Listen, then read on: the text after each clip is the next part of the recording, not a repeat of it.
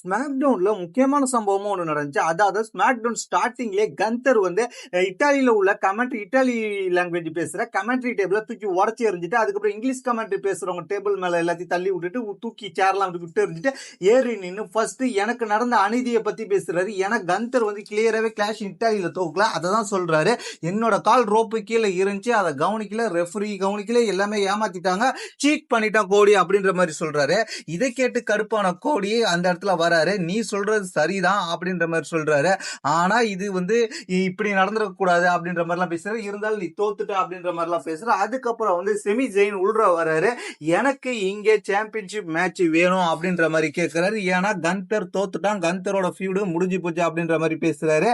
ஆனா கந்தர் என்ன சொல்றாருன்னு கேட்டீங்கன்னா, செமி ஜெயினை பத்தி, செமி ஜெயின் உனக்கு வேர்ல்டு சாம்பியன் ஆகுறதுக்கு தகுதியே இல்லை அப்படின்ற மாதிரி சொல்றாரு. ஆனா செமி ஜெயின் என்ன சொல்றாரு கேட்டீங்கன்னா, சாம்பியனா இருக்கிறதுக்கு எனக்கு தகுதி இருக்கு.